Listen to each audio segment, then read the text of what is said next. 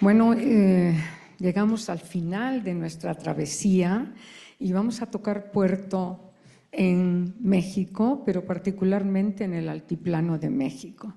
En la Ciudad de México, por supuesto, y entendiendo por altiplano un dialecto, una variedad bastante compartida desde Guadalajara para abajo, hasta Oaxaca, diría yo, y de costa a costa, pero más bien del interior del estado de Veracruz y los interiores del estado de Oaxaca, de Guerrero, de Michoacán. Bien, hoy nos vamos a preguntar por qué hablamos como mexicanos. Van a decir, pues qué obviedad es esa, ¿no? Porque hablamos como mexicanos.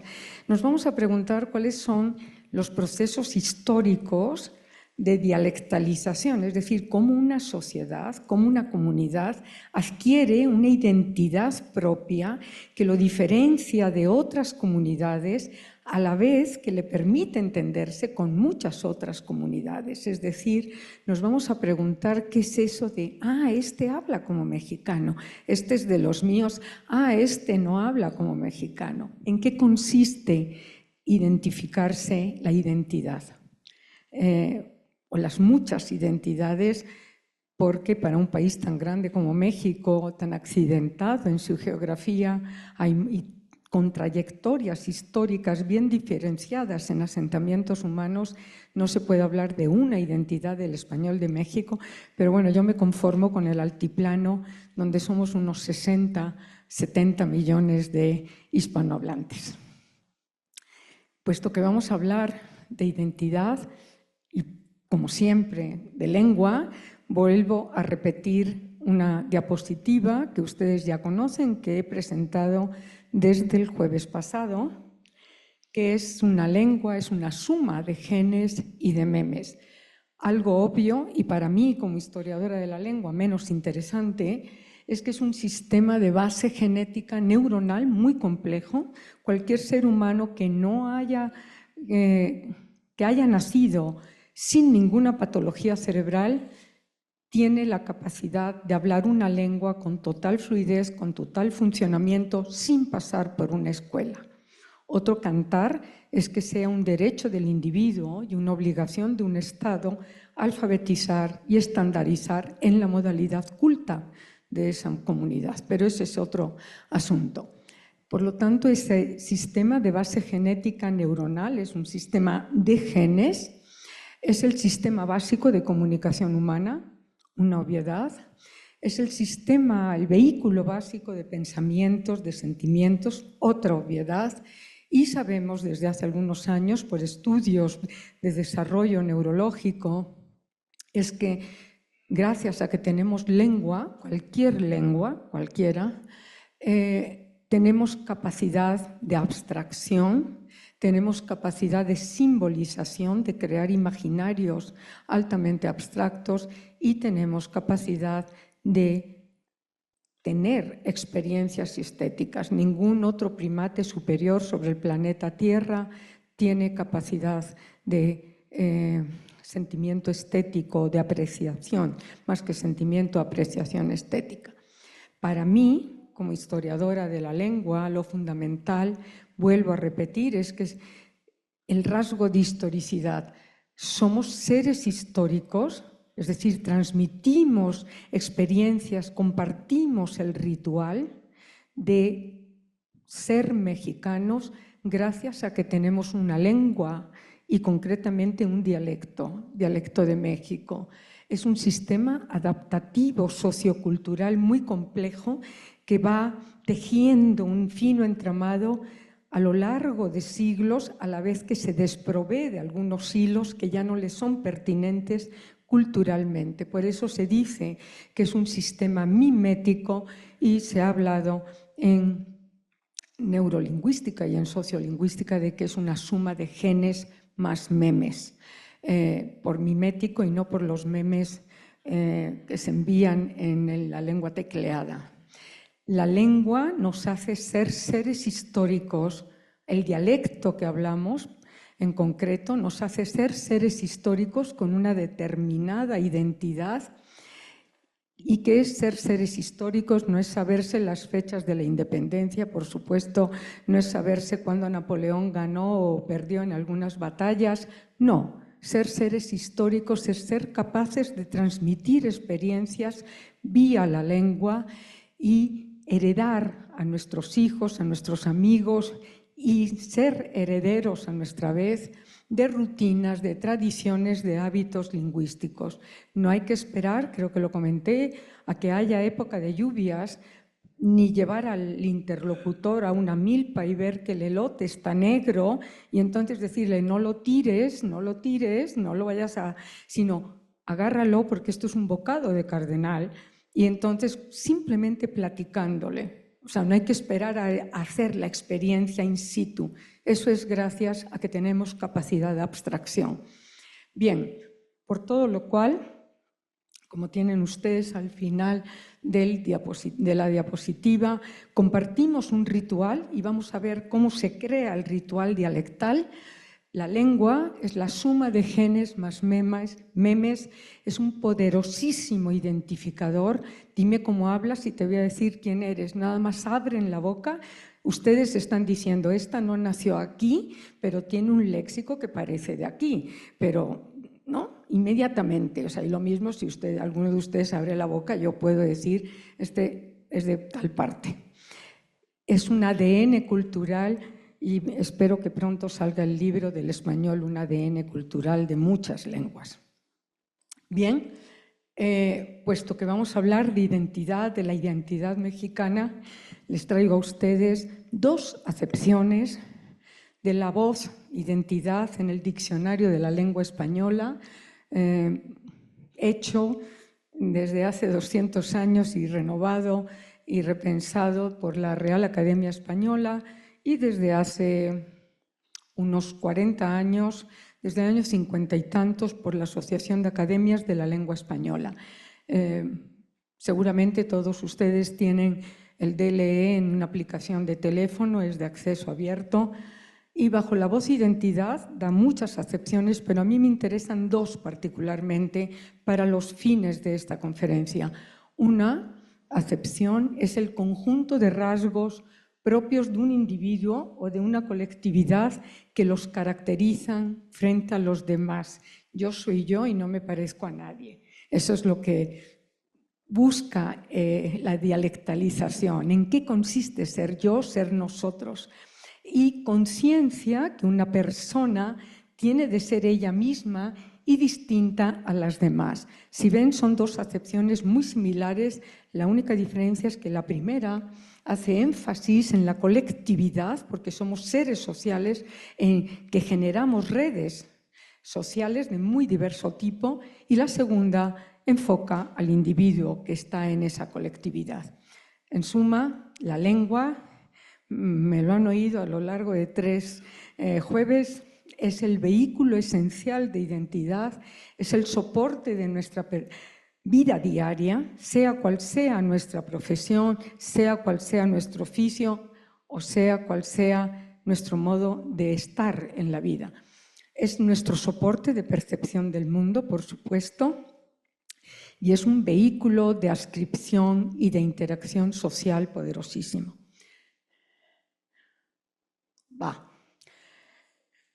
Yo quisiera que nos quedáramos con esta idea que me parece...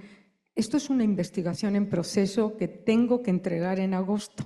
Entonces, llevo reflexionando sobre el asunto. La lengua, sin duda, es la más poderosa herramienta, cualquier lengua, de enriquecimiento intercultural. Yo no quiero hablar de multiculturalidad, prefiero hablar de trans o interculturalidad por los vínculos y los trasvases que las lenguas hacen de unas a otras. Es un instrumento de culturas compartidas, sin duda lo es, el español de México. Es la herramienta de contacto humano, así empezamos la primera conferencia. Es la herramienta de gestión de nuestra vida cotidiana, de expresión y afianzamiento de identidad, soporte de nuestra visión del mundo con la cual plasmamos nuestra identidad, de intercambios comerciales. económicos, comerciales, es la herramienta fundamental para hacer transacciones y, por supuesto, es la herramienta del Estado, con mayúscula, en todas sus facetas. Y si hacemos un breve recorrido por la historia de México, la lengua fue la herramienta de las independencias, fue herramienta de la progresiva laización. O sea, uno se sorprende que ahora digamos adiós y no nos acordemos ni de Dios, pero a finales del 17, principios del 18, la fórmula era a Dios quedad, por ejemplo. Entonces ya aquello se acortó, tenemos prisa en la comunicación y el adiós, ya nadie se acuerda de Dios. Por lo tanto, tampoco nos acordamos de la salud ni de la salve, de que Dios nos salve. Como saben, quienes estén aquí de lengua latina, cuando decimos saludos cordiales, en el fondo histórico es deseo de salud, y también la palabra en latín salve y salud eran la misma raíz. Entonces, eso significa que somos hijos de una progresiva laización social, colectiva, generalizada. Es la herramienta de la organización social de un Estado, de organización moderna, de la democracia, etcétera, etcétera. Por supuesto, es patrimonio inherente de los seres humanos y hay que cuidar el patrimonio, que no significa hablar con palabras domingueras, no, ni mucho menos, sino usarlo, estar seguro de uno mismo, estar seguro de que hablamos como somos. El español de México, lo correcto, la etiqueta dice identidades del español de México, por supuesto. El español que hablamos en México es mucho más que un sistema de comunicación. Cualquier lengua es más que un sistema de comunicación. Es un espejo cultural, sin duda, que refleja nuestra historia, nuestras identidades, nuestra creatividad. Esta lengua, el español de México, no solo o en México, los muchos españoles en México, aunque yo me quedo con unos 60 o 70 millones de hispanohablantes, no solo nos permite comunicarnos, cosa obvia, sino que también es portador de tradiciones, el ritual compartido, de visiones del mundo y de dinámicas creativas que definen la esencia de sus hablantes mexicanos. O sea, cuando yo digo sale, para un de acuerdo, ese es el ritual compartido, por ejemplo. En suma, este patrimonio nos da identidad, seguridad y libertad. Saber cómo hablamos, conocer nuestro patrimonio y usarlo, nos da identidad porque nos permite saber mejor quiénes somos, nos da seguridad porque estamos más seguros de nosotros mismos, y nos da libertad porque nos hace personas más libres, ciudadanos, para tomar decisiones adecuadas en la vida. Los mexicanos tienen fama, yo ya no sé de qué lado estoy, como cualquier emigrante, estoy en mitad del charco. Los mexicanos tienen fama de que son muy corteses, de que son el colmo de la cortesía, somos los reyes de la indirección y de la atenuación. Dentro de unas diapositivas vamos a ver eso. Y yo le pregunto a ustedes, y los españoles van a decir, son unos mal educados, bruscos, brusquísimos, y los argentinos no hay quien los soporte, horriblemente directos. Bueno, todos los estereotipos tienen algo de verdad, por eso se crean, pero tienen mucho de exageración. Y entonces lo más sorprendente es que cuando uno se acerca a los archivos, encuentra que esos estereotipos están ya en la raíz, en la gestación del español en México, y bueno, cuando el río suena, algo pasará. En el Archivo General de Indias bueno, primero les cuento qué es lo que había que hacer para cruzar América o de América a España. Había que pedir en la Casa de la Contratación, en Sevilla, había que pedir un permiso de embarque. el permiso de embarque pasaba por una burocracia gigantesca y dependiendo a dónde quisiera ir el individuo, incluso podía llegar al Consejo de Indias, que estaba parte en Sevilla y luego en Madrid, y entonces al lomo de mula llegaba el papelito a Madrid y regresaba a Sevilla, y no se podía cruzar ni América. Eso fue a partir de 1540, o sea, eso lo estableció Carlos I, 1530 y tantos, 1540, peticiones de embarque.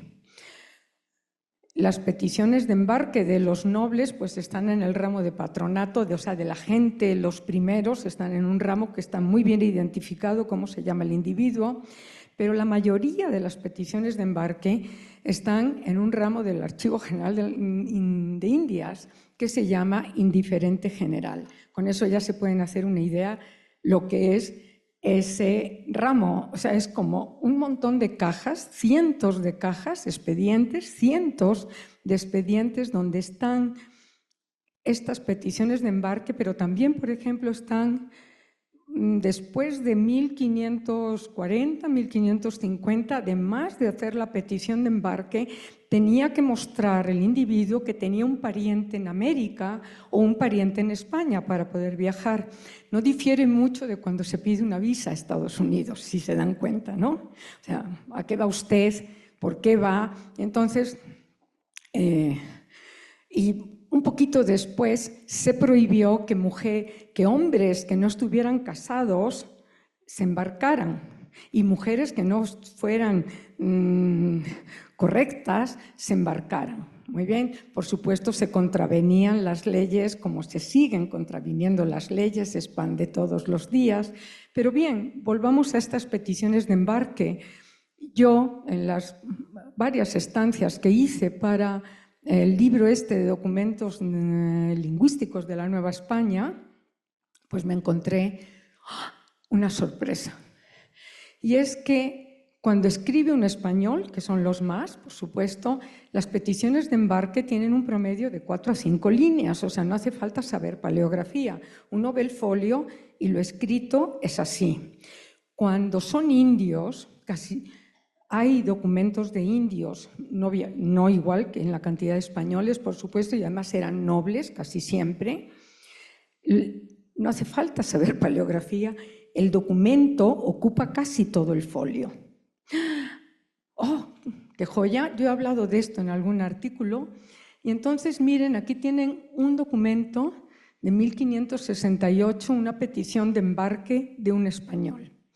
Muy poderoso señor, Juan Sánchez de Campos. Digo que el año pasado vine de la Nueva España en la flota de que vino por general don Cristóbal de Eraso. Voy a leer en español actual, pero esto está transliterado, transcrito tal cual está en el Cordiam. Presenté, y está en el libro de documentos lingüísticos que autoricé para que fuera subido al Cordiam completo. Presenté información de ello para que se me diese licencia para volverme y no apareció. Y hice otra en la villa de Alcalá de Henares y la presenté ante Vuestra Alteza en este pueblo con la información que hallé.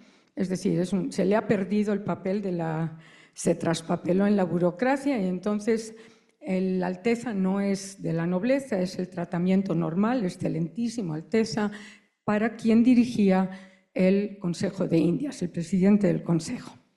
Ahora vean un pedacito apenas de una petición de embarque de 2 indios nobles de Texcoco.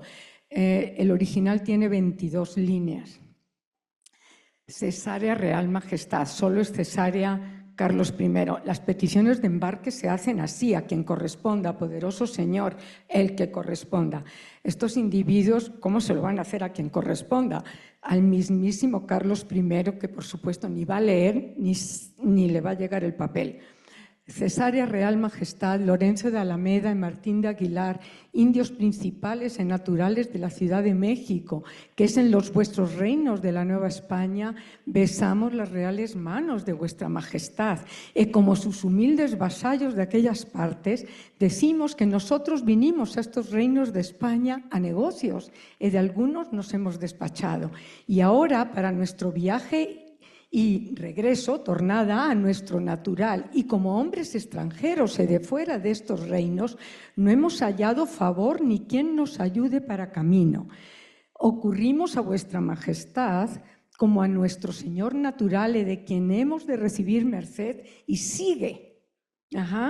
Un amigo querido que ya falleció decía: somos hijos del barroco rococó del altiplano, Aurelio González. Bien, lo que piden estos dos indios no es dinero, es que los suban al primer navío de embarque. Como seguramente muchos de ustedes saben, en el siglo XVI se establece el viaje a las Indias y había dos navíos: el navío de embarque, donde los pasajeros iban en la bodega, en el sótano del navío, y navío de aviso. Navío de aviso, si se me permite, es el Amazon del siglo XVI. Iba de puerto en puerto recogiendo cartas, recogiendo joyas que enviaban, recogiendo mineral que había sido sacado, recogiendo el comercio. Estos indios lo que están pidiendo es que se les permita subir, y lo sabemos en la línea 21, se les permita subir al primer navío de embarque. No están pidiendo esa ayuda que solicitan, finalmente es aterrizada en la línea 21. Bien, entonces, bueno, algo ocurrió que está ahí, en el que se juntó el hambre con las ganas de comer para crear la identidad del español de México.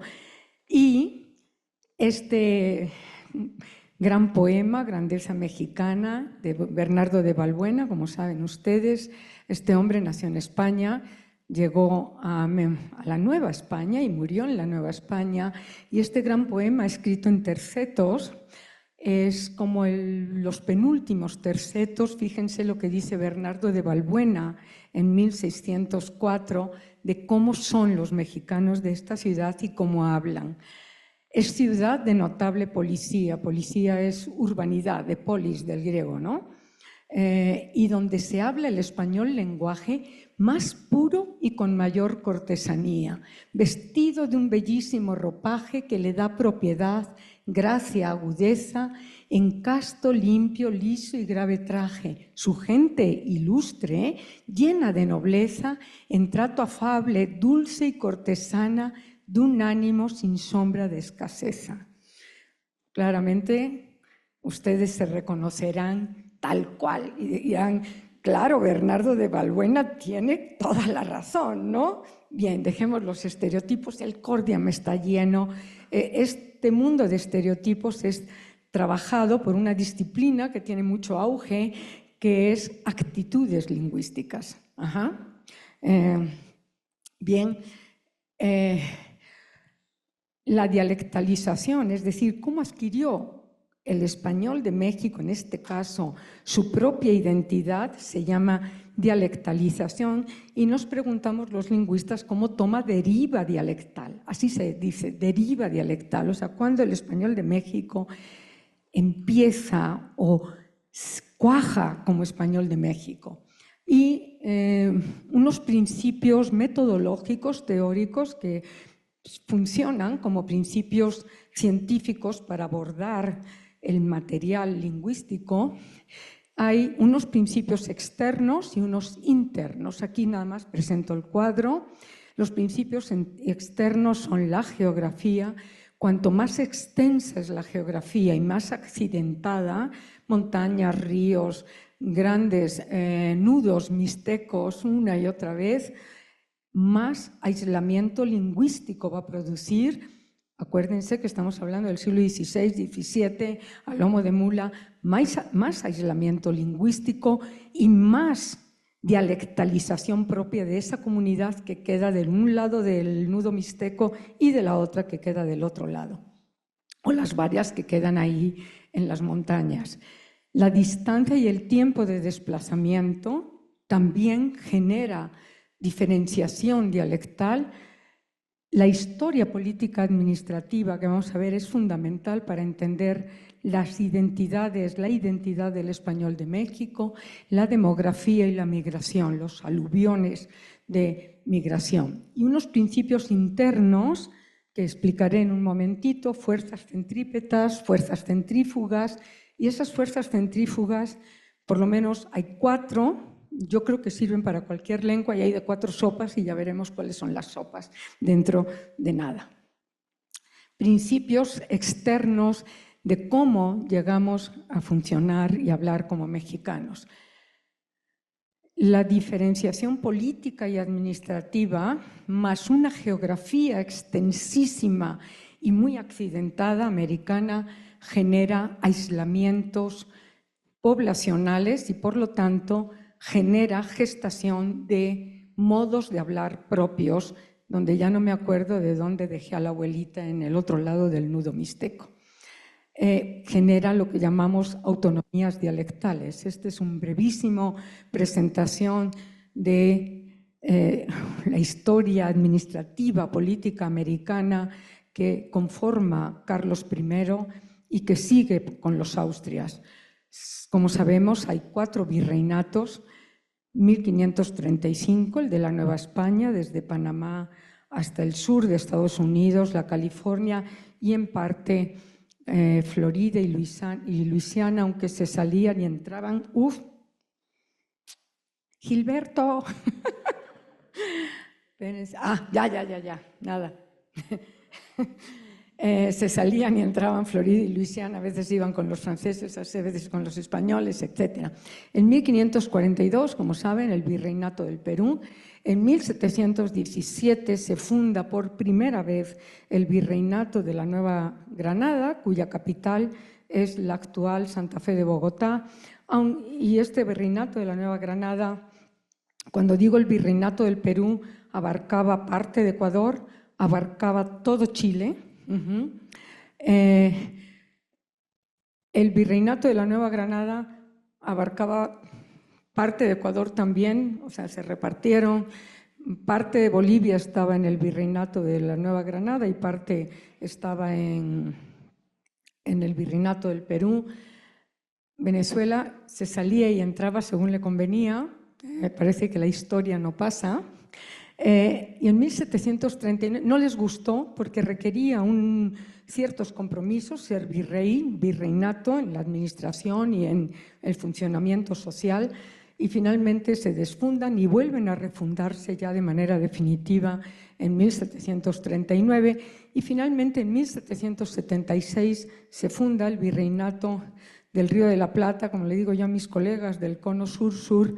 Es un virreinato de quinta, ¿no? Primero porque se funda 30 años antes de las independencias, se funda con una finalidad, con 2 finalidades muy concretas. Una es el control de los jesuitas. Si han visto esta película de Robert De Niro, voy a decir primero lo más interesante, Robert De Niro en su época, bueno, y después el título, creo que se llama La Misión, o si han tenido la oportunidad de ir al norte de Argentina, Corrientes, frontera con Paraguay y con Brasil. Es impresionante el establecimiento social, urbano, cívico de los jesuitas, por ejemplo, todavía, que se ve en el norte de Argentina. Pues bien, esa fue una finalidad, controlar a los jesuitas. Muy poco después fueron jesuitas expulsos, como saben, y la segunda finalidad era controlar a una audiencia poderosísima, que era la audiencia de Charcas. La audiencia de Charcas ocupa en el Archivo General de Indias más espacio que la audiencia de México. O sea, a pesar de que la audiencia de México controlaba la Nueva España, ¿no? Porque sacaba el mineral de Bolivia, una y otra vez uno ve en la audiencia de Charcas, en el Córdian, hay mucha documentación de Bolivia, de esta zona, de la actual Bolivia. No le hacían caso a nadie porque tenían el dinero. Entonces, pues ¿para qué voy a hacerle caso? Aunque supuestamente tenían que rendirle cuentas al Virreinato del Perú. Entonces, el Virreinato de la Nueva España es un poco para ver si ya entraban en razón y los sometían. el oidor de Charcas, poderosísimo, más que un virrey. Hay un montón de documentación de al tú por tú con el virrey del Perú.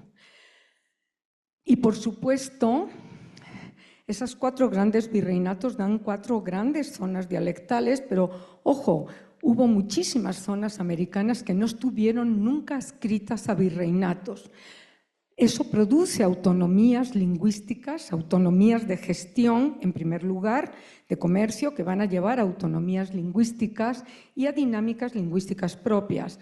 Por ejemplo, La Habana nunca quiso someterse ni a la audiencia de Santo Domingo ni a la audiencia de México, que a ambas le hubiera correspondido por proximidad geográfica y administrativa.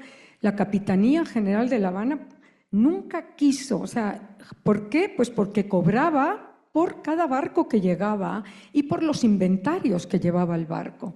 Entonces, uno ve en ramos del Archivo General de Indias y en el propio Archivo Nacional de Cuba, uno ve que los inventarios están falsificados, o sea, decían que llevaban menos, o sea, la vida sigue y no ha habido muchos cambios. Lo más sorprendente es las grandes continuidades y, por ejemplo, Venezuela se salía, entraba muy complicada el estatus americano de Venezuela. Todo eso produce además diferenciación dialectal porque había audiencias, había capitanías, como esta que acabo de comentar, provincias, reinos. Venezuela fue provincia y después fue reino, se salió de ese reino, entró al virreinato de la Nueva Granada, etcétera, etcétera, etcétera. Había gobernaciones que no tenían la misma capacidad gestora ni rendían cuentas a la corona y eso, sin duda, produce autonomías lingüísticas. Más además de esta relativa autonomía administrativa que vemos por muchas partes de la América de los siglos XVI, XVII, hasta la llegada de los Borbones, donde hacen un centralismo fuerte, produce aislamiento territorial, es un disparador de acusadísimas diferencias dialectales y empieza lo que se llama deriva dialectal y la identidad de estas zonas. Más si le añadimos, como digo, la accidentadísima y extensa geografía americana, más además, interesante, hace 3 años fue publicado un libro en Oxford University donde habla de la escasa vocación, es un libro largo y yo lo resumo me atrevo a resumirlo en una línea, escasa vocación náutica de pueblos amerindios. Sobre todo se refiere a la Nueva España, es decir, no andaban vendiendo, y hay datos, los vimos en el primer jueves, no andaban vendiendo en canoas de un lado para otros se quedaban en sus zonas y eso produce aislamientos lingüísticos y afianzamiento de las propias identidades lingüísticas del lugar donde me quedo. Entonces creo que son los principios externos que están jugando en cómo y por qué hablamos como mexicanos. Más, por supuesto, estamos hablando de diferenciaciones lingüísticas, pero no debemos olvidar que el español que llega a América es un español nivelado, es un español con rasgos de muchos dialectos y de otras lenguas. La palabra dominguera es coineización, o sea, el punto común y las nivelaciones tienen de nuevo razones históricas, como saben ustedes y como ya he comentado, una larguísima espera en Sevilla. Hay datos del INEGI de hace 500 años en el Archivo General de Indias, en patronato, en el ramo patronato, donde hay individuos franceses, hay castellanos, hay catalanes, hay vascos, hay flamencos, hay de muy diversas nacionalidades, por supuesto portugueses, porque la empresa americana era de Castilla y la empresa africana era del reparto de la empresa africana era de Portugal. Entonces hay portugueses que se tenían que aclimatar en Sevilla y esperar promedio de 1 año y medio, 2 años, hasta que se le diera el permiso de embarque en el navío de embarque. Y si el fulanito se enfermaba, tenía caducidad y tenía que volver a hacer el trámite. Por eso se habla, y es cierto, de un profundo andalucismo del español en América. Es una viejísima polémica, unos viejísimos datos en el que no voy a entrar, pero es cierto, es cierto. Ustedes ven documentos, textos del siglo XVII en pleno barroco, criollo, novohispano, y hay individuos que escriben comiéndose las eses finales, Josú mi arma, trocando las erres por las eles, y dicen, este es andaluz. No, tiene el acta de nacimiento, de bautismo, que valía en la Catedral Metropolitana de la Ciudad de México, ¿no? Por ejemplo.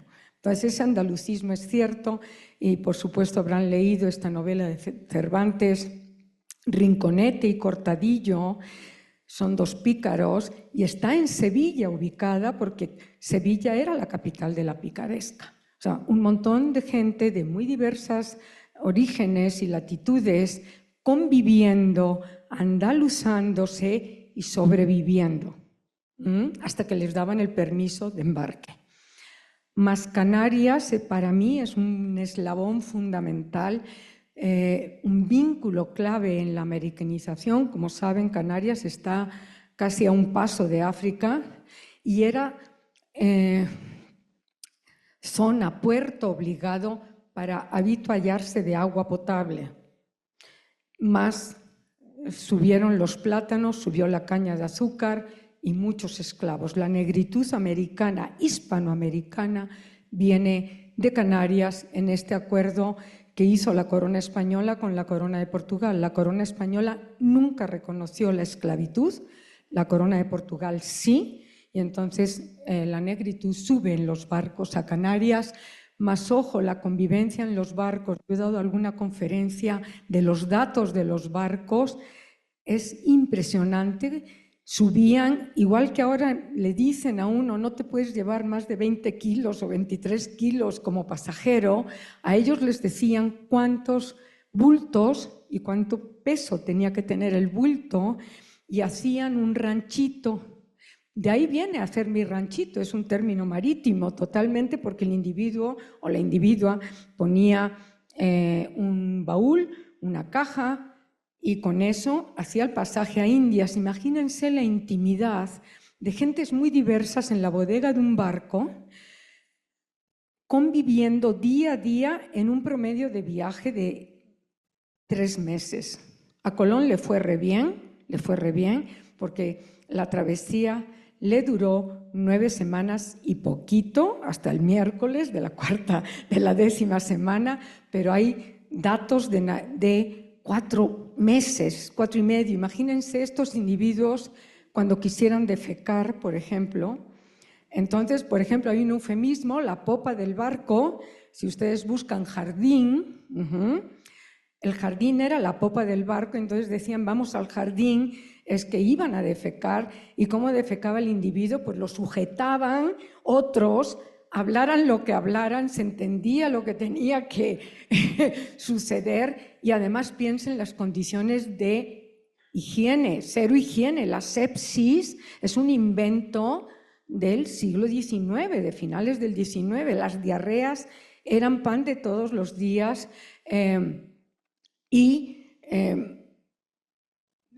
te cayó el chahuistle, por ejemplo, es un término que está en la vida de los barcos. O sea, hay que cuidarse de que te caiga la plaga de las bacterias. Entonces iban al jardín. Aquello debía crear una intimidad. Hay un libro muy hermoso de José Luis Martínez que es Pasajeros a Indias. También Flor Trejo ha trabajado pasajes a Indias. Yo misma he trabajado con datos del Cordiam, los niveles de intimidad de vida a lo largo de 3 meses promedio.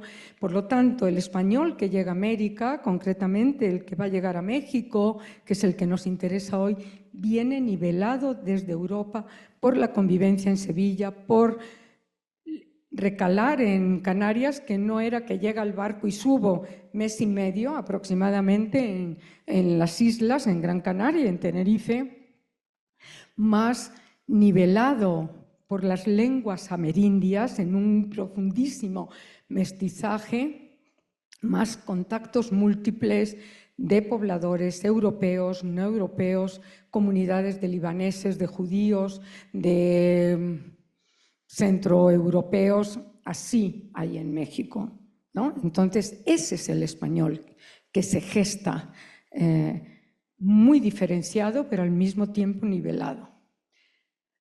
Ahora sí, los principios internos, a partir de aquí los datos fundamentalmente son del Diccionario de Mexicanismos Propios y Compartidos, que sacó la Academia Mexicana de la Lengua en 2022, con un sello comercial. Y bueno, yo dirigí ese proyecto a lo largo de 10 años y si ustedes ven el Diccionario de Mexicanismos Propios y Compartidos van a reconocer estos principios internos, más trabajo de sintaxis histórica que muestran principios internos. La dialectalización, hablar como mexicano, es un fenómeno progresivo, así es, todos los cambios prácticamente son graduales. En este caso nos vamos a ocupar de la mexicanización y todo hablante en su día a día funciona en una tensión nunca equilibrada entre fuerzas centrípetas y fuerzas centrífugas. ¿Qué es una fuerza centrípeta? Es que todos nos movemos hacia el mismo centro. O sea, hablamos más español general. Y eso agiliza la comunicación, integra, globaliza, nos hace partes de una comunidad hispanohablante mayor. Las fuerzas centrífugas, por el contrario, se mueven hacia uno mismo, se salen del centro y respalda la dialectalización, privilegia los usos lingüísticos de la zona. Esas dos fuerzas, bien reconocidas en la sociolingüística y están en cualquier hablante, no hace falta pasar por la escuela.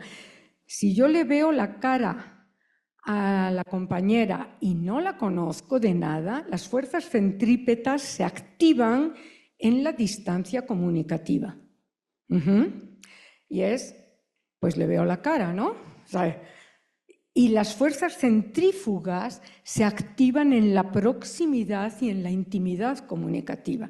Si yo le veo la cara a la compañera y digo, pues a esta señora no la conozco, le voy a decir, buenos días, ¿cómo está usted? Encantada de conocerla. Pero si veo la cara de Janet, a quien sí conozco, le digo, ¿qué húbole? Y ya, no tengo que decirle que estoy encantada ni nada. Entonces, cuando digo encantada, mucho gusto, está activándose una fuerza centrífuga para un saludo al paso que es general para todo el español. Pero si digo ¿qué húbole? O si fuera yo más joven diría ¿qué obas? Se está activando la mexicanidad. Si estoy en una reunión de gente a la que no conozco, diré de acuerdo. Si estoy en una reunión con mis colaboradores, sale. Esto es lo que vamos a poner. Si no la conozco, pues no le voy a decir está chido su suéter, sino qué lindo suéter lleva usted. Entonces, fuerza centrípeta, español general, todos nos movemos al mismo centro. Pero si la conozco, está chido, ¿dónde lo compraste? ¿Ok? Eso funciona en cualquier lengua, supongo yo, pero estos son datos para el español de México.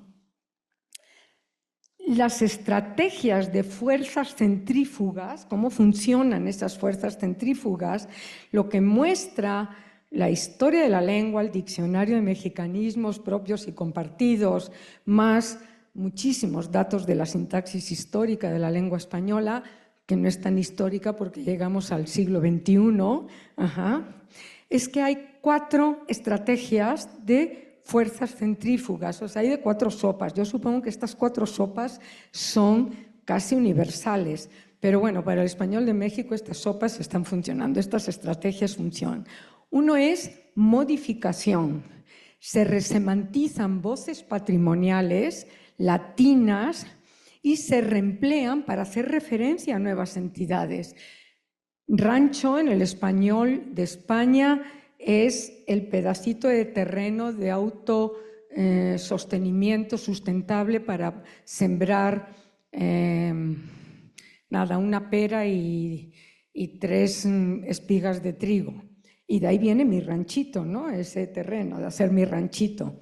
Y de ahí viene zafarrancho, tengo que romper el ranchito, si viene una tempestad, si vienen los piratas, zafarrancho es un término marítimo también. Bueno, rancho, pararse, por supuesto que entendemos los mexicanos que pararse es detenerse, pero no nos interesa, pararse para nosotros es ponerse de pie. Eso es una resemantización, una modificación de significado. Fregar, que viene del latín, es la misma raíz de friccionar. Nosotros no friccionamos, no tallamos trastes, sino que fregamos a las personas. O sea, estamos friegue y friegue. Etcétera, etcétera, etcétera. Esa es una estrategia. La otra estrategia es sustitución. Desplazamos. Hay un proceso profundísimo de desplazamiento de voces españolas por voces amerindias. Eso identifica el español de México. Es un proceso de sustitución progresivo, pero el siglo XVIII es... Un día vengo aquí a hablar que es uno de mis amores. El siglo XVIII es clave para entender este proceso de sustitución. Los mexicanos tenemos molcajetes en nuestras casas y no morteros ni almirez. Mortero en las farmacias o en el mundo bélico. Tenemos mecates y no cuerdas, por lo general. Tenemos papalotes, aludiendo al nahuatlismo de mariposa y no el cometas, la cabellera en griego. Petates y no esteras. Algo que se ve desde el siglo XVII es creación, lo vimos el día pasado, y es que se forman nuevas palabras de lengua española usando, por lo general, una base indígena y con los mecanismos de derivación y composición que tiene la lengua española. O sea, se hace una simbiosis gramatical y entonces, básicamente derivación, enchilarse, que es un parasintético, encamotarse, parasintético, petatearse, derivado de petate, chingaputimadral, entendiendo que chingar es un nahuatlismo, no es seguro, es una etimología muy controvertida, pero vamos a darla como indigenismo, es una composición chingaputimadral, o sea, está documentado y está en el diccionario de mexicanismos. Y una estrategia última, son complementarias, no es que empezaron unas antes y otras después, son las 4, se ve ahí en los corpus, en el diccionario, están las 4, el diccionario de mexicanismo, las 4 presentes. Prelación es darle jerarquía, preferir algo y poner en nuestra competencia pasiva otro léxico. Y entonces tenemos preferencia por ciertos vocablos a expensas de pasar a la competencia pasiva, otros que son de español más general y que no nos interesa llamarlo así. Los mexicanos preferimos enojarnos y no enfadarnos. En Perú se enfadan, en Argentina se enfadan, en España se enfadan. Tenemos barrancas en general y no barrancos. La barranca del cobre, la barranca del muerto. Preferimos decir cuando yo era chica en vez de cuando yo era niña. Cuando yo sea grande y no cuando yo sea mayor, como se dice en otros dialectos. Carro, que es una palabra del latín pasada por el inglés, la preferimos, es más general que coche, que además es palabra del húngaro. O sea, de todos modos es préstamo, todo tranquilo. Nos demoramos y nos dilatamos y no significa... Y como no nos dilatamos en el cuerpo, nos hinchamos en vez de dilatarnos físicamente. No te dilates, no te demores, en vez de... También conocemos, no te tardes, pero lo preferimos. Preferimos voltearnos a darnos la vuelta. Elegimos prieto y güero en vez de moreno y rubio. prendemos la luz más que encendemos la luz, tenemos contactos en nuestra casa y chance también en el gobierno. Y no enchufes, ¿no? Y son miles de voces a las que le hemos dado prelación, que es jerarquía, prioridad. Eso es lo que significa prelación, prioridad sobre un léxico más centrípeto, más general. Antes de llegar al español de México, le decía a Sergio y a Janet que me van a tener que aguantar 20 minutos más, ya sé que está la hora. Hay que hablar un instante del español de América, porque gracias al español de América la lengua española es lengua internacional. Eso está clarísimo para quienes somos lingüistas. Es una obviedad que hablar y escribir español es un hecho integral. Eso es una obviedad. Se puede hablar con un argentino, se puede hablar con un español. No significa que nos podamos entender sino hablar. Eso es otra cosa. ¿Estamos, ok? Bien. La lengua española, esta integralidad de fuerzas centrípetas actuando, es propiedad y patrimonio común de algo más de 500 millones de hispanohablantes nativos, de los cuales 92% son nativos hispanohablantes nacidos en América. Estos son datos de hace 4 años. O sea, hay que entrar a las páginas de los gobiernos. Luego el Cervantes da unas cifras un poquito, yo creo que infladas, pero bueno, 92%. Ese aporte americano hace que la lengua española sea una lengua internacional. En lingüística se entiende como lengua internacional, digo lingüística, pero es básicamente sociolingüística, aquella lengua que es policéntrica, o sea, que tiene muchos centros de cultura, de difusión cultural, por lo tanto es multinormativa, no hay un modo, ni 2, ni 3 de hablar español estándar, hay muchos estándares, es multicultural, por supuesto, y no está escrita a raza ni a etnia. O sea, puede ser nuestro patrimonio y ser libaneses en nuestro origen, o ser nahuas, o ser lo que ustedes hayan decidido en nacimiento. Las lenguas internacionales no dependen de etnias ni de razas. Y lo que es interesante es que 1 de cada 4 hispanohablantes es mexicano. Aportamos el 25% al patrimonio de lengua española. Por tanto, hay que cuidarlo. Esperamos que no crezca porque no depende de la lengua, depende de las políticas de salud reproductiva. ¿Ok? Vuelvo a decir esto que para mí es una obviedad y lo he escrito, pero que no es tan obvio.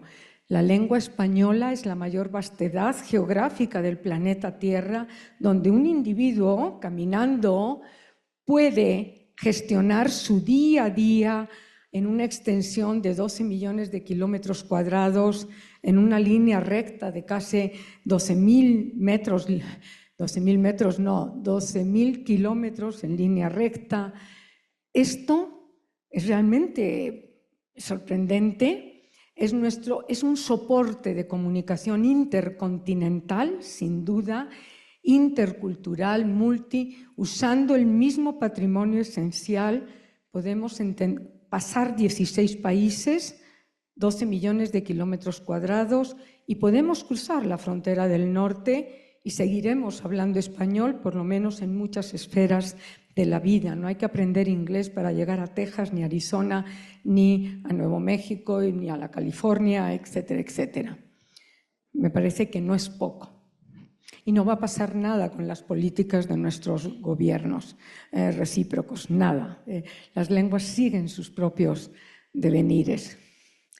Ahora sí, entramos al español de México hoy. ¿Qué es el español de México?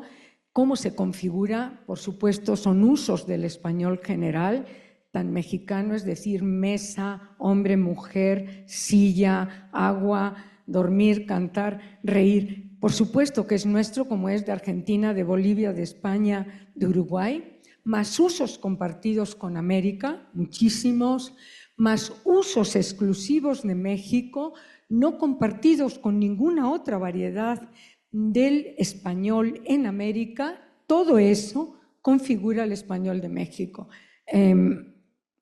Les debo decir como anécdota que cuando estábamos haciendo el diccionario de mexicanismos propios y compartidos, es un diccionario absolutamente diferencial respecto del español de España. Me nos pareció interesante en la academia saber cómo se había dado la deriva dialectal, o sea, cómo nos volvimos en el léxico mexicanos. Y me preguntaba al público, me preguntaban en prensa, oiga, pero dígame cuál es nuestro y de nadie más. Y entonces, bueno, hay un índice final en ese diccionario que son 6.000 mexicanismos no compartidos con nadie. La mayoría es de, como era de esperar, de botánica, de zoología y de gastronomía. Pero también hay, por ejemplo, Itacate es nuestro, yo creo que está muy mal definido en el diccionario de la lengua española, porque no es darle comida al otro para que se alimente al día siguiente. El anfitrión comparte el ritual de desprenderse de lo que es de él para que su invitado lo comparta. Hemos enviado papeletas, en nuestro diccionario creo que está bien definido. Y el diccionario, lo de propios y compartidos, lleva una marca supran, de supranacional, es aquello que compartimos con América. Machote, por ejemplo, se usa en Venezuela. Para el formato o el molde no usamos la palabra latina, ni formato ni molde, sino el nahuatlismo machote llega a Venezuela. Gandaya es compartido con Uruguay. Gandayas hay en todas partes del mundo, pero la palabra esa es compartida con Uruguay, etcétera, etcétera. Bien, ¿qué es un mexicanismo? Es el uso propio, normal e identitario de México y para México. Esa es la definición que está en la introducción del diccionario de mexicanismos que yo redacté y que pasé a mis colegas. Un mexicanismo no es necesariamente un indigenismo, ya lo vimos el jueves pasado. Tiza no la hemos usado jamás los mexicanos para escribir algo, sino para jugar billar. Chocolate no es nuestro. ¿Cómo va a ser mexicanismo chocolate? Aguacate no es nuestro, chicle tampoco, cacao tampoco. Si hicieron un trueque vocálico, una metátesis cocoa, y los cacos de cacomistle se usan en toda Hispanoamérica y en España. O sea, un caco es un ladrón de poca monta y eso viene de cacomistle. Debo decir, como las entretelas de este diccionario, cuando presentamos unas versiones muy finales, y entonces yo dije que mexicanismo era esto y que no iba a estar el chocolate, ni iba a estar el cacao. Bueno, el corazón partido, el alma hecha pedazos de todos mis colegas académicos, y me decían, Concepción, pero yo le decía, ¿cómo va a ser mexicanismo esto? Digo, a ver, si taco está en los menús de Estados Unidos y de España y del mundo mundial, ¿cómo va a ser mexicanismo? Entonces, para no conflictuarnos más, a última hora, unos 6-7 meses antes de entregar a la editorial, pusimos, no me acuerdo si era internacional o generalizado. Azteca, ¿cómo se le llama al imperio azteca en inglés, en cualquier otra lengua? Pues Aztec, ¿no? Y entonces, bueno, lo del chocolate era una cosa. Yo decía, claro que históricamente es nuestro, pero este diccionario es sincrónico. ¿Cómo vas? Si lo han mejorado los suizos y los belgas, por favor, ¿cómo va a ser chocolate? ¿Cómo se dice chocolate en francés? ¿Cómo se dice chocolate en inglés, en portugués, en alemán? No, Concepción, el chocolate tiene que estar. Bueno, ya, no voy a seguir. Ya, para ponernos todos en paz y que nuestra alma no quedara hecha pedazos, le pusimos, no sé si internacional, el taco, la mordida ya no es nuestra, hay documentaciones de mordida por España. Mariachi, ¿cómo se llama un mariachi en Japón? Pues mariachi, ¿no? ¿Cómo va a ser mexicanismo eso? Entonces a esos les pusimos, hay como 40 generalizado, habrá que repensar si no se nos rompe el alma ni el corazón, habrá que replantear que para mí eso no son mexicanismos, son regalos de México al mundo, que es otra cosa. Muy bien, mexicanismo no es el uso folclórico popular de Cantinflas ni de Pedro Infante, que también, ni del Chavo del Ocho. Ojo, por favor. Hay mexicanismos en todos los registros y niveles de lengua, en el léxico y en la gramática. ¿Por qué hablamos como mexicanos? El léxico, mexicanismos cultos. Esto es un pequeño filtro del diccionario de mexicanismos propios y compartidos. ¿Qué es hablar, ser mexicano? Pues preferimos parteaguas, palabra lindísima nuestra, y noito. Podemos decir antes y después, pero para el México es parteaguas. Cooptar, con ese alargamiento vocálico para sobornar, indica claramente que es cultismo. Lo que yo estoy haciendo aquí es conferencista y no conferenciante, como por ejemplo en Argentina. Decimos el rubro, el inciso, el rubro, y eso cuando se le dice a un español, dice, ahí hablas como en el siglo XVIII, ¿no? ¿Qué tontería es esa? El español de México, hablado por 125 millones, no es arcaizante. No quiero ni tocar el tema de lo del arcaísmo, ¿no? Bueno, ya, fuera, ya pasó. Emeritazgo, el proceso, el erario público, la Contraloría de la Nación, tenemos voceros para el presidenta, para autoridades. Homicidio imprudencial se llama así en México, y muchísimos más. Hay mexicanismos no marcados, en la introducción le pusimos no marcados o indiferentes, porque ¿cómo le vamos a llamar a ese rectángulo que está a ambos lados de una calle? Pues banqueta. Bueno, y si somos campechanos, escarpa. Tenemos gafetes y no credenciales, ni carnés. Tenemos bienes mancomunados y no bienes gananciales, como se dice en otros dialectos. Chongo, y también el dulce para esto, pero nos ponemos nuestros moños, ¿no? Cuando ya se nos está llegando el agua aquí. Cremamos a nuestros muertos más que los incineramos, cremación es mexicanismo, apapachamos más que mimamos, molcajete, metate. Tenemos pases de abordar y no tarjetas de embarque, tacos, mordida, e incluso en sintaxis de a cómo nos toca, de a tanto por cabeza, ha estado siempre en la lengua española, se activa de una manera muy poderosa en el español de México. Hacemos acordeones en cualquier parte o en papelitos para pasar el examen. Preferimos platicar a charlar y darse, me doy, eso es mexicanismo, de que ya no puedo, ya no sé, me doy. A darle, tomamos el camión, no tomamos el autobús ni el bus, por favor, no hay que ser cursis, tomamos el camión. Hay líneas de camiones, ya. Y muchísimos más. Y, por supuesto, ¿dónde afloran las fuerzas centrífugas? ¿Dónde afloran los mexicanismos para aventar para arriba? Mexicanismo, frase hecha, en la inmediatez comunicativa y en la intimidad comunicativa, donde mejor aflora porque nadie está tenso de qué dirá el otro. Estoy en una reunión de amigos, una reunión de familia, estoy distendida y no estoy pensando qué va a pensar de mí el otro si digo algo. Y no pasan por la escuela. Estos mexicanismos de alta fuerza centrífuga no suelen pasar por la escuela porque no queremos que los maestros o maestras nos den coscorrones, ¿no? Sé que está prohibido en el mundo pedagógico actual, pero se me nota la edad. A mí me dieron coscorrones. Entonces, miles de mexicanismos. Debo decir que el diccionario tiene 21.000, muchos de los cuales, la mayoría, son compartidos con Hispanoamérica. Hay unos vidrios a toda madre, órales, qué húboles, chingar, fregadera, ingue, su paso, eso es una joya, esos posesivos pospuestos, ¿no? Hay que ser mexicano para saber lo que es paso, ¿no? Un acortamiento de paso, madre. Pinche, y que se ha adverbializado por minutos, porque puede decir qué pinches quieres.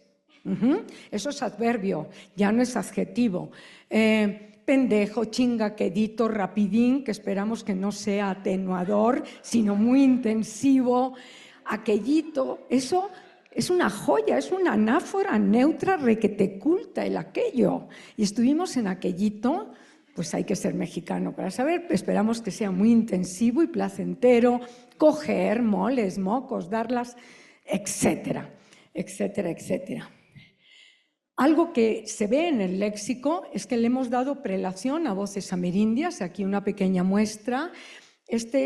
Esa prelación tiene un término y es relexificación. Hemos sustituido léxico latino en general y también de otros préstamos, pavo no es latín, por lengua náhuatl fundamentalmente. Preferimos apapachar a mimar, cenote, que ya es generalizado en esta discusión de concepción, ¿cómo el chocolate no va a ser nuestro? Yo les decía, bueno, los cenotes se están generalizando, pero eso no importa. Nadie se acuerda que en latín había cárcavas, o sea, que eran este ojo del río, ¿no? La parte calcárea se rompe y sale un cenote, eso ya es general. Chapulines y no saltamontes, guajolotes, aunque se está relexificando, los pavos son los que están en el supermercado, muertos, listos para el horno, y los guajolotes son los que andan moviéndose. Machote en vez de latín, formato molde, mecate en vez de cuerda, mitote, somos mitoteros, y mitote más que alboroto.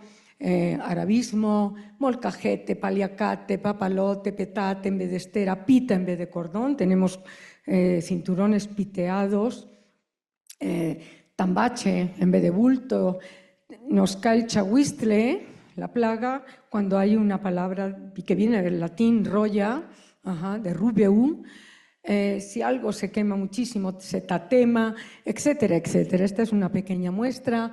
Y algo que hemos hecho también, y se ve en el Diccionario de Mexicanismos, es una profundísima simbiosis lingüística con lengua española que suele aportar el significado más ligero y la lengua náhuatl o maya, sobre todo náhuatl, que aporta el significado más específico. Pero juntas son las que aportan el significado, o sea, ya no significa lo que referencialmente en su origen es lengua española y ya no significa lo que en su origen es la lengua indígena, el náhuatl, sino que se llama significado de construcción.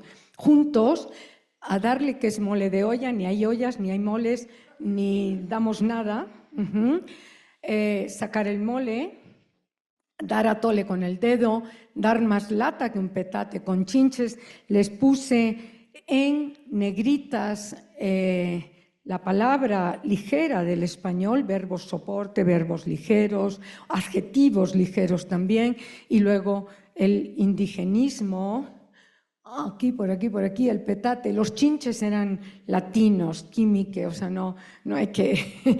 Siempre ha habido chinches en la humanidad. Dar toloache, que es apendejarse en el español actual. Ya hemos contado aquí la historia del chocolate con el toloache. Dar la machincuepa. Yo sé que esto que voy a decir es políticamente incorrecto, pero es un perfecto significado de construcción. Dos adjetivos ligeros de lengua española y dos indigenismos muy especializados, buena palpetate, mala palmetate. Por supuesto que habrá señores que son malos palpetate.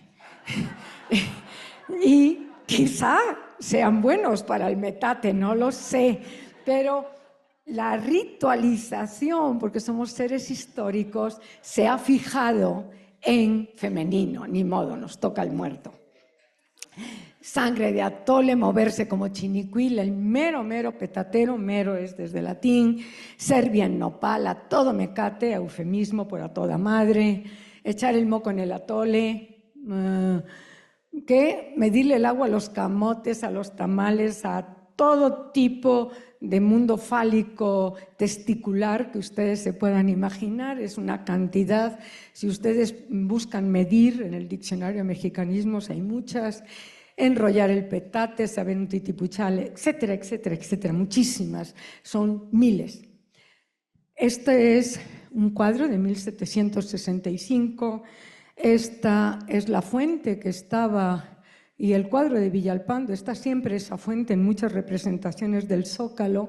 Y si ustedes ven con lupa gracias Gil por pasar por la fuente el cursor, si ustedes ven con lupa, es un mundo multiétnico, con muchos estamentos.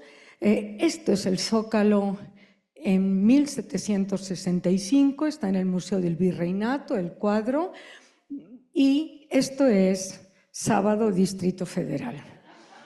Es igual, ¿ven? O sea, multirracial, multiétnico, esto es de la Alameda, no es de Sábado, no es la calle Madero en Sábado, pero pudiera ser Sábado, Distrito Federal de Chavaflores. Ahora, brevemente, a paso veloz, también hay mexicanismos en la gramática, por supuesto, la dialectalización se articula también en la sintaxis y para no ampliar, me quedo con dos ejes que son muy claros en el español de México. Por un lado, somos los reyes de la atenuación, somos los reyes de la indirección. Los colombianos creo que nos dicen quítate que ahí te voy, pero bien, creo que con esa atenuación ponemos distancia del otro y nos cuidamos del otro para que la relación no se tense, pero al mismo tiempo somos muy afectivos, muy cercanos y cuidamos al otro. El efecto general que da el español de México desde finales del siglo XIX a la fecha, claro, estoy generalizando, es un efecto general de atenuación y de indirección. Un no comprometerse gramaticalmente porque le metemos mucho material lingüístico, somos muy poco directos, como decía mi amigo, los reyes del barroco rococó del altiplano, pero al mismo tiempo somos muy cercanos mediante recursos de afectación y subjetivización. No me voy a meter en lo que es subjetivización, pero se ve con cierto tipo de partículas esta subjetivización. Los reyes de la indirección, sin duda. Lo que más cuesta cuando uno llega a México, y ya he dicho aquí que en junio va a ser 50 años que yo llegué a este país, yo decía, ¿están hablando la misma lengua que yo? Sí, sin duda, pero el mundo de pragmática, de atenuación, o sea, yo me daba cuenta que había metido la pata por abrir la boca del modo inadecuado y no sabían qué consistía esta pragmática, fina, atenuadora, y hay que vivir acá para aprenderlo, evidentemente, y querer aprenderlo, ¿no? Claro está. Bueno, abusamos de los diminutivos que no disminuyen nada. Los diminutivos en todas las lenguas del mundo que tienen esta estrategia pueden servir para disminuir el tamaño del referente, una mesita, un lapicito, o pueden para disminuir la distancia entre interlocutor. O sea, en ambos casos disminuyen. Pero somos los reyes de los diminutivos que no disminuyen, la gordita puede pesar 120, 130 kilos y es la gordita, pero si la tipa me cae mal es la gorda esa, con un demostrativo pospuesto que es muy despectivo en todos los dialectos del español. El muertito, hoy en el periódico estaba en una editorial La Finadita, por la muerta, la finadita, no se ha reducido 21 gramos, evidentemente, por morirse, ¿no? Más allá de la película.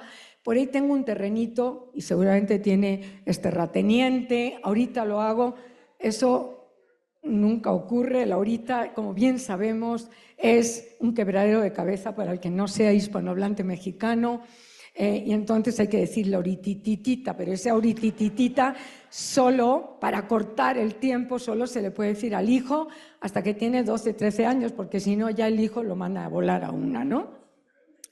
Un segundito, disminuimos el tiempo, un mensajito, y puede ser como el de los indios de petición de embarque, que tanto es tantito. Por eso muchos de estos diminutivos están incorporados porque ya no son transparentes, el ahorita o el tantito, están incorporados en un diccionario porque se opaca el significado originario.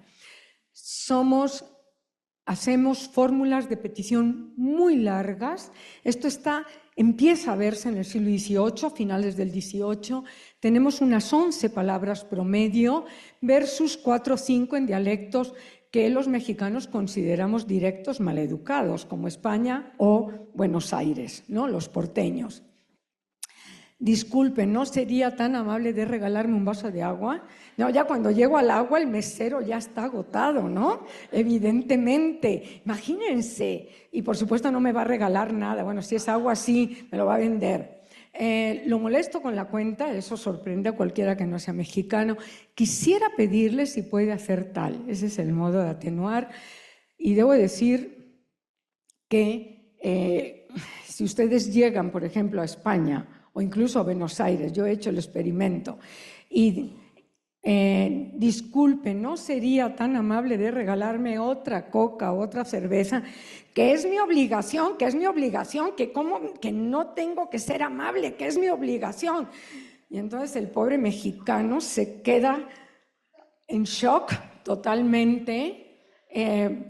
Un día, en otra conferencia, contaré mi propia anécdota donde me dije, ya no soy española, por cómo pedí una tira para marcar expedientes en el Archivo General de Indias, y luego ya me tomé muchos cafés con el jefe de sala de la Audiencia de México y casi me voy de espaldas. ¿Qué es mi obligación? ¿Qué es mi obligación? Que no tengo que ser amable. A ver, que este es mi trabajo. Bueno, se reconocen, ¿no? O mucho material lingüístico, evidentemente, imagínense 11 o 12 palabras, es un principio como un espejo. Metemos mucho más material lingüístico, nos encantan las perífrasis, o sea, en vez de una palabra simple, en construcción, 2 verbos, y eso hace que atenuemos el mensaje. Entonces, le venimos ofreciendo, ustedes se suben al metro, le venimos ofreciendo en vez de le ofrezco, lo que viene siendo, que esta es una joya de una estructura, se llaman hendidas, hay un capítulo entero para estas, en la última parte de la sintaxis. El secretario se estará presentando en la Cámara mañana lunes, pues se presentará, ¿no? Vámonos yendo, nos estamos viendo, etcétera, etcétera, etcétera. Por supuesto, hemos resemantizado verbos, modificado la estrategia centrífuga de modificación. Regalar, no regalamos nada, es un simple dar, es un verbo de transferencia, sin más. No seas malita, me regalas otra coca o me regala otra coca, pues me la van a vender, ¿no? Molestar no es negativo. La molesto con la cuenta, la molesto con 3 copias, te molesto. Quitar no es negativo, ¿no? Te quito 3 minutitos de tu tiempo. No, o sea, verbos que son negativos o de transferencia simple se han vuelto positivos en estas estrategias de atenuación. Hay un capítulo entero de estas estrategias en la parte 3 de la sintaxis. Los eventos negativos, que esto es fantástico. Eventos negativos involuntarios, porque nadie se quiere enfermar, se codifican en el español de México con verbos de voluntad positiva, como que me quiero enfermar, como que me quiere dar gripa. Pues nadie, ¿no? Nadie quiere que le dé la enfermedad. Esto lo he trabajado y esto empieza en el siglo XIX, empiezan a estar documentados esto como que me quiero enfermar, eso es una joya, ¿no? Verbos para introducir verbos de pensamiento o de percepción intelectual que introducen de forma adecuada, ajustan la solidaridad con el oyente para indicar situación negativa. Cuando un mexicano empieza una conversación, ¿qué crees? Échense a temblar. De hecho, es un marcador de contraexpectativas. Es un marcador de contraexpectativas. Nunca va a ser bueno. Nunca. O no me lo tomes a mal. ¡Pum! ¿No? Es el mundo de la atenuación. El creer, yo lo he trabajado. El ¿qué crees? Se ha vuelto, ya no es verbo de pensamiento, no, es marcador de la contraexpectativa de la interlocución. Bien, la atenuación extrema es el no. Si van al diccionario de mexicanismos, hay como unas 8 páginas de no y ninguno sirve para negar nada. En latín, desde el latín y en otros dialectos, no es un adverbio de polaridad negativa fuerte. Así se llama, y es, ¿quieres algo? Y puedes decir no. ¿Tienes tal cosa? No. Y no hay ningún empacho. Los mexicanos estamos genéticamente impedidos de decir no. Y entonces las órdenes se formulan y las respuestas de otra manera. Lo molesto, no seas, me echas la mano, etcétera, etcétera. Y entonces cuando atenúo, pues ya nadie puede decir no. Por supuesto, reinterpretamos de manera negativa oraciones que son totalmente positivas. Si me llaman por teléfono y me están vendiendo algo y yo digo, déjeme pensarlo, es un no. Y si yo digo, yo lo llamo, es un requete no. Y después del no es, no me esté usted, etc. Por supuesto, como no niega, es una partícula perfecta, conserva su memoria de debilitamiento, que no de negación, y entonces es un amortiguador perfecto, las muchas páginas, no hay cuidado, no hay tos, no hay bronca, no hay fijón, no durar ni para el arranque, no dar pasos en guarache, no hay quinto malo, y ese no se ha reinterpretado como muy positivo. No cantar mal las rancheras. Todos estos son mexicanismos centrífugos, claro está, en la sintaxis. De no malos bigotes, no tener carta aborrecida, no que no. En la parte 1 o 2 de la sintaxis hay un capítulo de negación hecho por un colega de España, y entonces cuando yo leí la primera versión pues faltaban los noes atenuadores y positivos, y le envié una larga lista porque estábamos apenas iniciando el diccionario de mexicanismos. Se quedó, o sea, no se lo podía creer, y se lo mandé con ejemplos de corpus, de vida real, no se lo podía creer, están incorporados en ese capítulo. Y tenemos estrategias de afectación, muchas, pero me voy a detener nada más en unas poquititas, 2 diapositivas. Anticipamos lo poseído, la presencia del poseedor con un posesivo. Muchos de ustedes me dirán, yo jamás he duplicado un posesivo de estos. No me importa, eso es español de México, del altiplano. En el norte casi no se dobla. Cuando digo el norte es de Zacatecas para arriba. Estos 2 datos son del habla culta de la Ciudad de México, compilada y publicada en 1973, por ahí. Sus papás de Maru viven cerca de Chapultepec. Estoy acercando, sus papás es el poseído, y estoy acercando, anticipando con esta marca, gracias a la Maru, que es la poseedora. Esa es su vida de Ramón, se la pasa frente a la computadora. El poseído, su vida, lo acerco y digo que es una relación inherente. Nadie dice su foco de la recámara, y no voy a meterme en eso. O sea, tenemos que doblamos cuando es una relación particularmente importante, inherente entre poseedor y poseída. Abusamos de posesivos, o sea, somos los reyes de la posesión que no posee nada. No posee nada. También está en 2 capítulos de la sintaxis 2. ¿Cómo quiere su rebanada? ¿Gruesa o delgada? Y yo todavía no he comprado nada. Voy al súper y la persona que vende siempre dirá cómo quiere su rebanada, me está invitando a comprar. O vamos a ponerle su salsita, de quién es, del molcajete, del taco, de los que se lo van a comer, quién sabe, quién sabe, quién sabe. Es un su que no tiene poseedor, ¿no? Tiene poseído la salsa, pero no sabemos de quién es la salsa.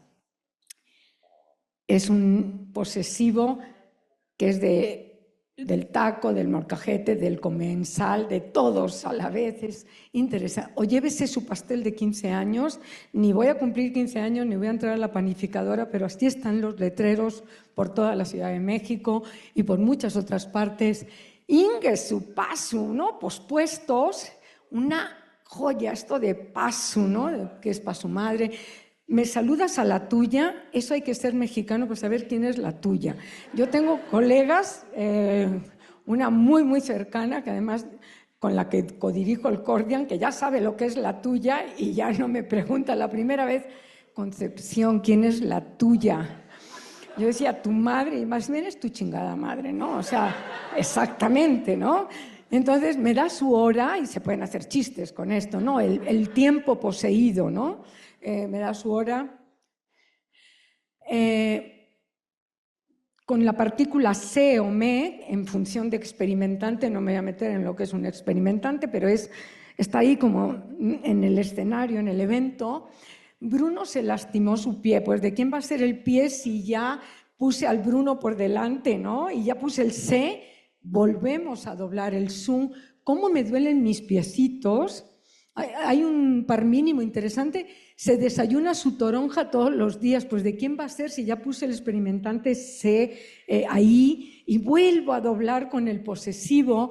Y en el español de México, por lo menos de la Ciudad de México, hay un par mínimo interesante. Si yo digo, ay, cómo me duelen mis piecitos, es que caminé como loca todo el centro y llego muerta. Pero si digo, me duelen los pies, ni siquiera atenuado los piecitos, es que me pueden decir, pues ve al médico porque puedo tener reumas, puedo tener artritis. Es un par mínimo de afectación total, me duelen mis piecitos contra me duelen los pies. Muy interesante. Y nos encanta, bueno, doblamiento con morfología. Confirmo mi asistencia. Pues ¿de quién va a ser si está la O ahí, de que yo, primera persona? De hecho, ustedes podrían eliminar mi asistencia y daría, referencialmente es lo mismo, que es decir, en la gramática externa, pero poner confirmo mi asistencia, hay un involucramiento de afectación, de subjetivización del individuo, que no es confirmo asistencia. Nos encanta aproximarnos de refilón, esto que en latín se llamaban dativos éticos y simpatéticos. Mi niña me sacó 10, pues el papá o la mamá que ni se examinó, ni presentó examen, pero le pusieron 0, ¿no? O sea, por supuesto. Te me vas ahorita, fíjense, entre José Alfredo, te me vas ahorita, con ese me, a ver Gil, el me ahí, ese me, contra, no sé de quién es este bolero, de Vete de mí, que canta el Cigala, de Bola de Nieve, que también lo canta. ¿Es de él? ¿Él lo escribió? No sé. Vete de mí es una orden de alejamiento, es un imperativo. En cambio, te me vas ahorita, realmente José Alfredo está ahí presente con el me y no quiere que la otra se vaya. Eso es así. Nos encanta estar en el evento y el lugar preferido desde finales del 18 para el español de México es estar como dativos, así hay de refilón, o sea, nunca es vete de mí. Yo te como de todo, ¿no? Si yo le pregunto a alguien que va ahí, ¿tienes alguna restricción alimenticia? Un mexicano dirá, yo te como de todo. Perfecto, muy bien. Y por supuesto, esto también lo he trabajado, plurales que no son plurales. De mucho, que es el plural, pues podemos hacer intensificaciones, ¿no? Moles, mocos, mócatelas, con pinta de verbo, pácatelas. No existe el verbo ni mocarse, ni pacarse. Sopas, madres, ni hay muchas madres, ni hay muchos charros, ni hay muchos mocos. Es un intensificador, es un reanálisis muy interesante del plural. Sobres, híjoles, aguas, changos, anda como en casi 50. Bien, y con esto voy a acabar. Esto no lo he trabajado, pero yo lo oigo y digo, esto hay que trabajarlo, esto es un motivo de investigación.